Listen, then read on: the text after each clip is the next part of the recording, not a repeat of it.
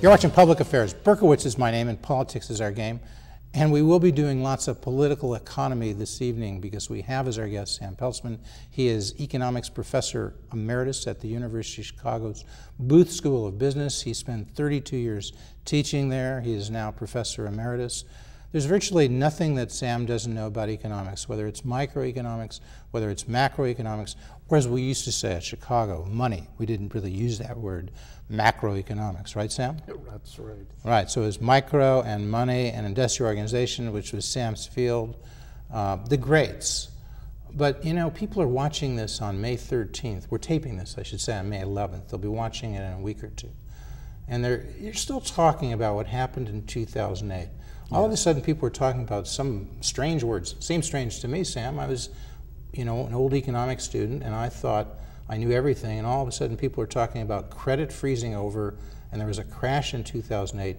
And Sam, what the hell happened? What caused that crash? Was it a crash, and what caused it? Well, there's no simple answer to that. I mean, the immediate cause is very clear. The failure of the real estate market to keep rising created predictable problems for the financial sector. So the practitioners in the area, the people who don't have PhDs but write for Business Week and all that, chazara, if I can use a word, a little Yiddish term, right? You can. All that crap is what that word means, okay?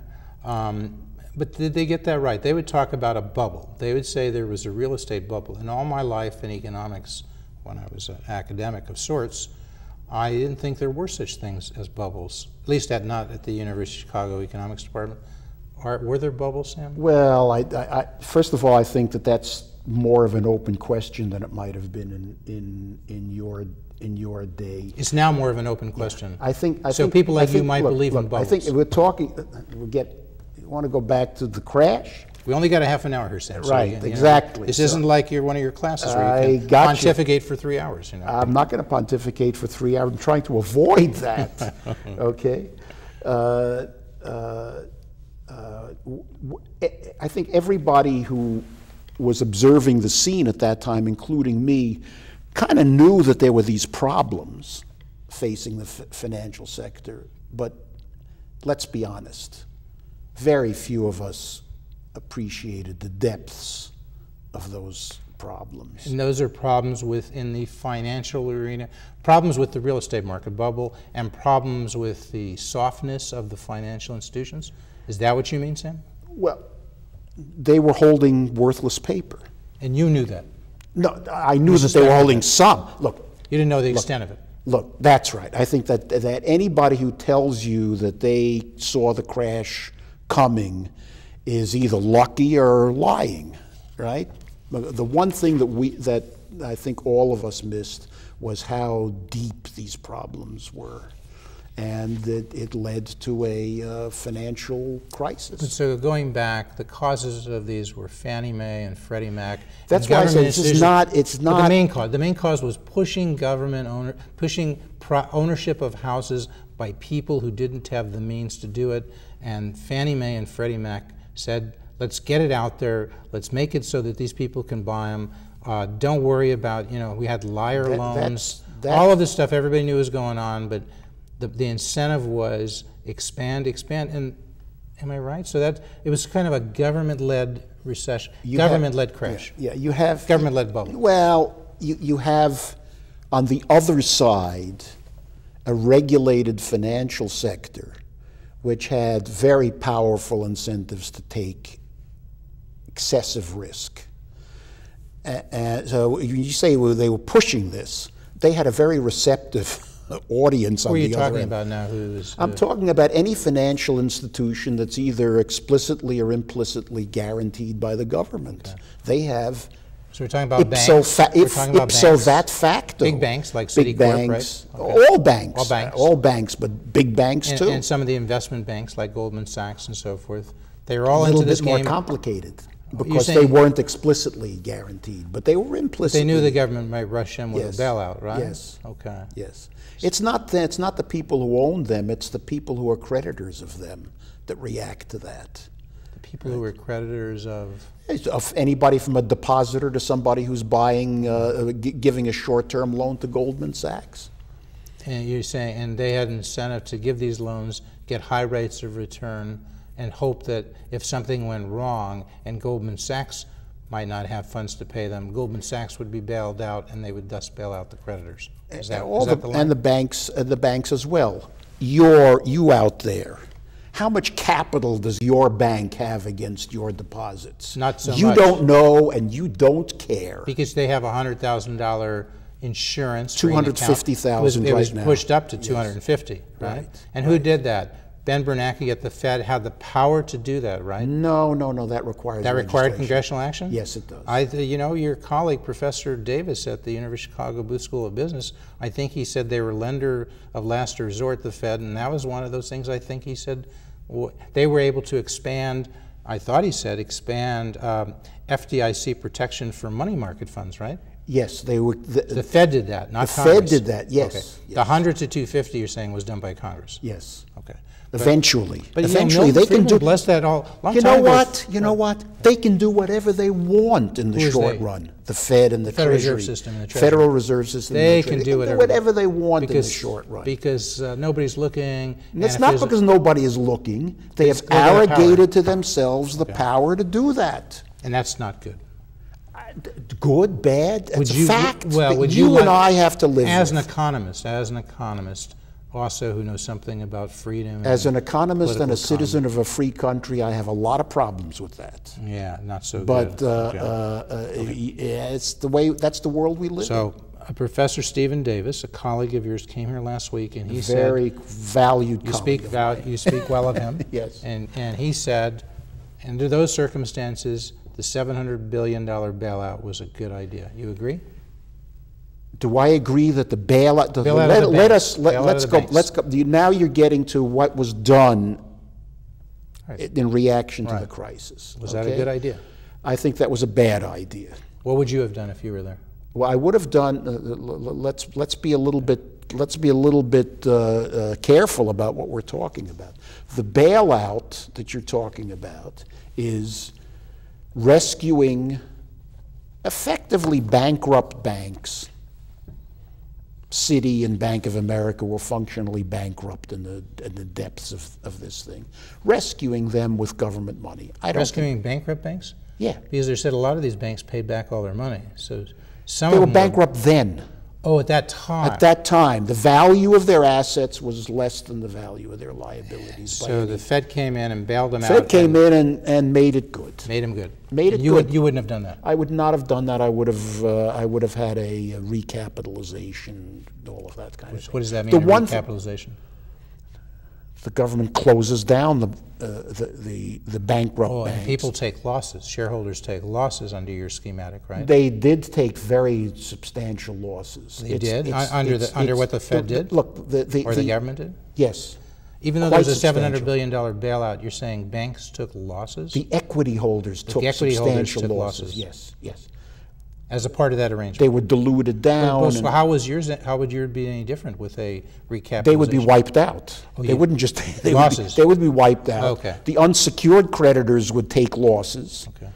Okay. That's the one thing that the Fed was completely unwilling to let happen. You would have penalized these people who had taken these risks. Next time around, they would have been more careful. That's your point? That's my point. Okay. And these expanded powers, or the expansion of the Fed as the lender of last resort, covering money markets, saying to people who have money in the money market accounts, you're now insured for up to $100,000 and ultimately $250,000, pushing Congress to expand to $250,000 for deposit protection for people in banks. Would you have done that? Perhaps. Perhaps. Okay. The one thing that because Professor Davis would have, and you would agree with him on that. Well, there's a difference between what you would do in the middle of a crisis and what you're going to do in the long run. No, but I'm talking about in the middle of the crisis. To be fair to Professor Davis, he said in that crisis he would have done it. He's not saying he would do it like forever. Okay. I mean, at that time he adopted those policies. Money market, the people who were... let me just say, people, if we're talking about our show with Professor Davis, if you're watching this and you missed it, you can find it by going to youtube.com/publicaffairs.tv. You can find all of our shows for the last 4 years. Professor Stephen Davis, Booth School of Business. Sam Peltzman here today, Professor Emeritus, Booth School of Business. Okay, so just one other thing. We just got to move quickly. So you've said you wouldn't have done the bailout. You sort of blessed the Fed's expansion, the Fed's invocation of expanded powers of lender of last resort, sort of, sounds like, in that crisis. Yes. And then Obama comes up with the $800 billion stimulus in February of 2009. Professor Stephen Davis said, I'm somewhat surprised, said, given those circumstances, given his view that across countries in the last 60 or 70 years, he believes there is a positive short-run impact of increases in government spending on the economy. He thought the $800 billion program stimulus was a good idea. He would have done it differently. He would have used benefit cost to figure which projects. But the concept of $800 billion stimulus, Professor Stephen Davis, Booth School of Business, signed on. Do you agree with him? I don't want to get into a debate with one of my well, just tell me. Forget what one of my colleagues. Forget about it. But listen, would you have agreed? Would you have done an $800 billion stimulus program? No, I would not have. Because? Because I don't think that look, let's back up. You don't think they work? Let's back up. National income accounting says when the government spends $1, the GDP goes up by $1. In that limited sense, it works, right? You write a check, it goes in, it's counted as part of the GDP. The real question is... Is there a multiplier? That's right. The real question is... Keynesians say there's a multiplier. It could be like... The real question is whether after that... You spend $1, you get $2 increase in GDP. Right. The evidence, is that right? The evidence on that is all over the place. But I'm talking about the evidence... Overall, looking 70 years, looking across countries... I think the evidence is the Keynesian multiplier greater than 1?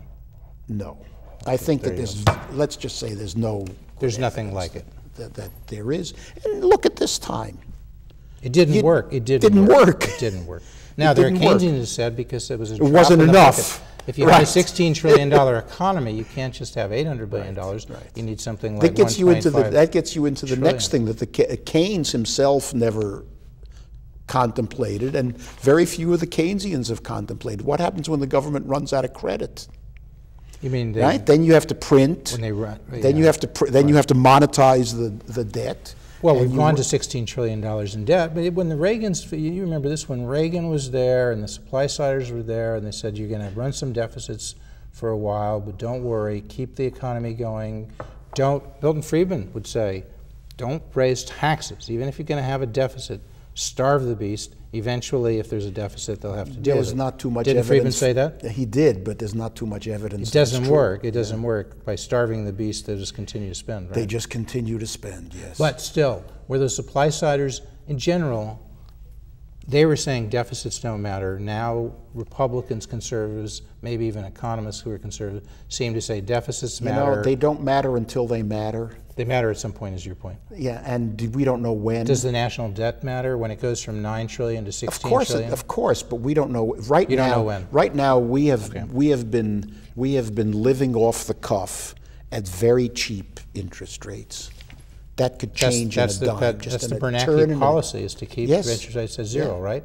Yeah. Well, you can't. The market will eventually determine what interest rates are. He can't keep long-run rates at zero. Quantitative expansion, what is that called? What's his policy called? Quantitative easing. Quantitative easing. We had quantitative easing 1, 2, and 3, and are we into 3 now? Well, I think so basically it's loose money. Here's the point. When Friedman was around, we had monitors that used to talk about the money stock. They used to say it's important to keep the money stock growing at no more than 2, 3, 4%. Yes, yeah. If you exceed that, you're going to have heavy inflation. I never hear anybody. Sam, do you ever hear anybody talk about Well, what the rate of growth of the money stock Part is? of the reason is that the money stock is not very well defined today. They used to say that in the 70s and 80s. I know. And the Friedman people said poo-poo. Now you're saying that that criticism makes sense. If Milton Friedman were alive today, he'd say, well, maybe they got a point. We don't know what the money stock is. No, the difficulty is, well, you can't define the money supply very well. Would Milton Friedman agree now? He's gone for I know. We could channel him. Would he say? I think would he say they're right? You can't define the money supply very well now? I think he'd have to. So, in a sense, Because monetary, why can't you define it? It used to be currency and demand deposits and time deposits. Maybe you include things like money market funds. What's so hard about it? I don't see the problem. You said, well, maybe we'll include money market. So you do or you don't. Just fix it. The era that Friedman was writing this stuff was an era of regulated, heavily regulated financial sector. It's still very heavily regulated. It's still heavily regulated. So what's the but the parts that are not regulated is what kind of products they can kind of offer and what kind of interest rates they can pay and where they can locate.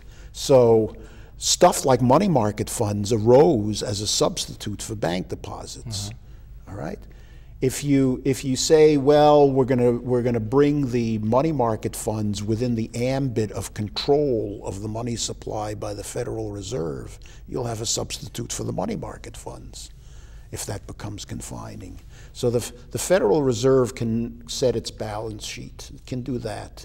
But it can't set they used to talk about the money multiplier. So your point is the Fed cannot really control the hard currency, the reserve currency. In a sense, they can't control the money stock in the same way they used to. That's right. Your view. That's right. And therefore, we're less sure when you say keep the money stock at 2 to 3%. You can't really do it because these private alternatives. You can worry about the Fed's balance sheet. Yeah. And I think. And by the Fed's balance sheet, you mean?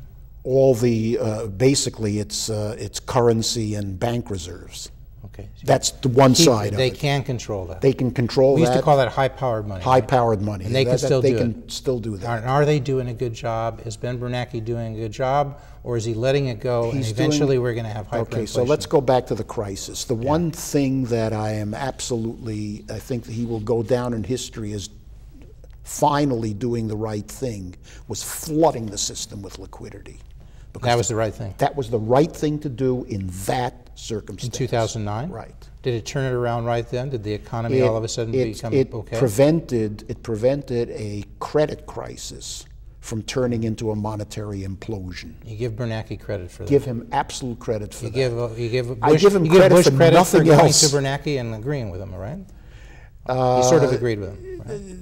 This is just the Fed, just what you're saying. This is the Fed's total discretion. This is not Obama. This is not Bush. At some point, he woke up and said, "You know, all these fixes, bailing out this one, and then having a weekend. Well, this weekend we're gonna let Lehman fail, and we're gonna let AIG not fail." That's not the point. He said just flood it with credit. Yes.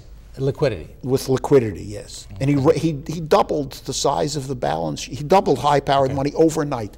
Good move. Since then, all the quantitative easing since then has done more harm than good. So it's superfluous. He should start running. Not superfluous. It's done more harm than good. Done more In harm which way? than good. In which way? Because it's allocating credit. Quantitative easing is buying mortgage securities to pump money into the housing market. Okay. Suddenly we have the Federal Reserve allocating credit in the economy. So it's pushing more credit to housing and away from something else. Terrible pressure. We should have the market allocating credit, is your point. That's right. Not Ben Bernanke. Not right. That's absolutely. Reserve. What we need is less of that kind of thing rather than more. Now we'll probably, if Bernanke, his appointment comes up for reappointment. He's going to retire. He said he's going to retire in 2014? Yes. So we'll probably get more of the same or somebody worse because Barack Obama is a Democrat. Worse from your perspective, I should say. Yeah. Because he's a Democrat, he believes in Keynesian economics, he believes in all this stuff that, he believes in the government allocating credit. You'll probably put, like, somebody like Yellen, is she going to be like another Bernanke there? She's on the board one of the names that are mentioned. Look, I am not. Have you followed I am her at not all? wired into the Washington world. No, but is she somebody like Ben Bernanke? She would probably continue his policies, probably would be a little bit softer on monetary expansion. So it and pushes in the wrong direction. Believe it or not, than he would be. Pushes in the wrong direction. Yeah, I think so, yeah. Okay. We've only got about 10 minutes left or so, so let's make a radical shift to a few other select topics. We've got the elder statesman of economics from the Booth School of Business. I'm really older, that's true. School voucher, school of choice. Milton Friedman came up with that in 55. He wrote about it in Capitalism and Freedom in 60. Great idea to improve the quality of education in the inner city or just in general? Well, I think the idea was to make what was what amounted to a government monopoly more competitive, and I share that fully. Okay. I think the results of our education system, it's probably the weakest link in our economic future, and I'm not saying it's a panacea. It's right. It's not a silver bullet. No. If you had school choice, and if you took, right now we spend $15,000 per kid per year in the Chicago public schools. I'm told about 20% of the kids, black kids, in 4th grade read at grade level. Right. Maybe a little higher for Hispanics, but Hispanics and blacks are 85% of that population, I think, at CPS. Yes. If you suddenly said to all parents, here's $15,000, if you want to stay in the public school, CPS, stay there. If you want to go to a private school, go there. Don't you think there would be all sorts of schools that would evolve, that would think of how to deal with these very intractable, difficult problems of teaching kids how to read when they don't necessarily have two parents, they have drugs sometimes in the home, they have violence, but nevertheless, competition, free market, you'd have all sorts of creative ideas to how to do this, which is not, the competition isn't there now. Absolutely. Why do you say that's not a panacea? Absolutely, because Milton Friedman, my teacher, taught me, never let the perfect be the enemy of the good. This is a good move. All right. We can leave it there. There are deep problems beyond the education system that are not going to make those people suddenly perform at the level. What are those deep problems? Just give me an example. Just give me one or two. Broken homes. Okay. Single parent. Hales Franciscan draws kids right now from these broken homes, and 96% of these kids go on to college. I am not an enemy of. No, but why are you so pessimistic? Same thing with Professor Davis. I keep saying I'm the guy with religion here, but you're the professors, I'm the student. Yeah. Why do my professors have less religion on this than I do? Because I'm not basically a religious. I look at evidence. Don't you believe in the free market? It's almost like religious fervor, right? No. Aren't you an apostle of a free market? I'm not in that sense. Not really. Not really. No, so you don't think the free market is an elixir? You don't think it's a silver bullet? I like freedom for reasons having to do with economic efficiency and consequences. And liberty. I like freedom for moral reasons. Right. All right. It can't. Where's the passion, Sam? I saw it many years ago. Is there any passion about that now? When you get to my age, you're a young man. You're a young man. You have a different. You'll be around long after me. Don't give me a break. I'm not. I hope. Well, okay. This post 2008 recovery, the weakest economic recovery. Very weak. Yes. That we've had in posts for the last 60 years. Yes. Why has it been so weak? Well, again, what we might talk about, there's lots of perhaps reasons. Give me 2 or 3 reasons. You want to count? We've had a decline in labor force participation. This is the first. Okay, but why do we have a decline in labor force participation? All right. One good reason is the reward for work has gone down. Another is, on the other side, the hiring side, the policies of the current administration, right? It's worth talking about things that might be changed, right? And those two could be changed. Professor Davis would say... you're going to have me debating Professor Davis? I think it would have been an agreement. He would talk about long-term disability, we don't check. Somebody goes on disability, we understand, but then 10 years later when they could be working, nobody's bringing them back. That's certainly one factor. Unemployment is extended. You're paid not to work, not for 60 weeks, but maybe 2 years, maybe 3 years. Food stamps are easy to get. So all of these things, we incentivize not working. We're going to have more people not working. Not saying people don't want to work, we're just providing the wrong incentives. And this is what's happened. We've had a decline in labor force participation that's unprecedented. Dodd-Frank, is that a job killer? Over-regulation in the financial market? Dodd-Frank is an internal contradiction. It's a terrible piece of legislation. We could do a whole program. Kills a lot on of jobs. It's going to hurt the economy. It's going to continue to hurt the economy. It's well, it's going to. It's the successor of what was before Dodd-Frank. What was the other piece that we had? The other major regulation 4 or 5 years ago, financial regulation. What was that called? Before? Before Dodd-Frank, yeah. Well, Fiducia in the early 90s, and then you had Graham, Bleach, Liley, right. and Glam, then what? Whatever. So we've had a series of regulation which, as you would predict from the University of Chicago, tend to make things worse rather than better. Is that right? Well, Dodd-Frank certainly hasn't solved anything. Okay. It's created a new problem. All right. So, and meanwhile, India and China, they're going more toward a free market.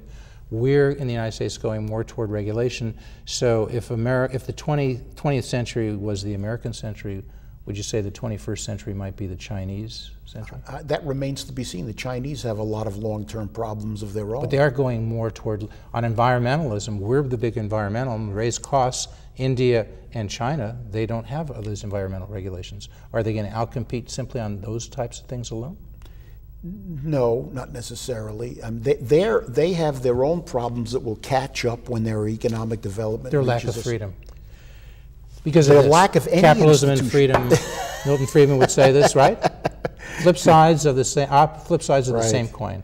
Capitalism on one side, freedom. You cannot have one without the other. You can't have capitalism function well without freedom. You can't have freedom without capitalism. Are the Chinese trying to do that? Yes. They're sort of introducing capitalism, but not a democratic political And they're trying to maintain the vestiges of the old communist regime, which is legitimized in the eyes of the population. They don't understand. Only because they don't understand this thing, free to choose, right? Well, they understand. A lot of Chinese. They want to have free to choose. A lot of Chinese. They realize the benefits. Yeah. But the government. You talk to a Chinese out of hearing, and they're very cynical about all of this. But so if we could channel Milton Friedman, you were a student of Milton Friedman's, yes, right? Yes. Most influential person in your life, right? He was. I don't know if you would say the most influential. That's hard to say. There were a lot of influential people, but he was the first one. All right. So we can get a shot of this book, Capitalism and Freedom, a tremendously important book. Free to choose. I would recommend it. Free to choose. Anybody. Very important. Right? I would say if you want to. The essence of Friedman collected essays. Each one is getting thicker. Yeah. So each one is getting thicker. We have two lucky people, Milton and Rose Friedman. If you want the essence, that says the essence of Friedman, the first one, Capitalism and Freedom. If you're going to read one, read that. Read what? Capitalism and Freedom. Yeah. Okay. What would Milton Friedman say? What would his advice be in general if we could have him sitting in this chair today? He would say that we're the path of more regulation is going to be ultimately destructive. We should go in the other direction. We should find in those areas like the financial sector where you have a government involvement, if you're going to regulate, do it simply instead of with a 2,000-page monstrosity. We're going to continue to speak as the credits roll. I so much want to thank Sam Peltzman for coming out here. It's my pleasure. Sam, I only wish we could get you out here every week, maybe every other week, okay? He is Professor Emeritus at the University of Chicago Booth School of Business. It's a tremendous school. You should spend some time looking at the site. What is it, boothchicago.com, chicagobooth.edu. chicagobooth.edu. Yes. You can see they have big questions. They have people. There's not enough for Sam Peltzman there. We're going to see if we can have I am a non-entity on that site. But seriously, you still have this fondness for the Chicago School of Thought, the economics department at the University of Chicago, the business school. Back in the 60s and 70s, there was Milton Friedman, there was George Stigler, there was Reuben Kessel, there was Harold Dempsitz, there was Sam Peltzman, there was Peter Beshegian, whom I'm leaving out, Lester Telser, all the greats, right? Well, this was the oral tradition, and Ronald Coase started with Jacob Viner and Frank Knight. Oral tradition, the freedom, the free markets, all of this stuff that works so well passed down at the University of Chicago Economics Department, right? With satellites.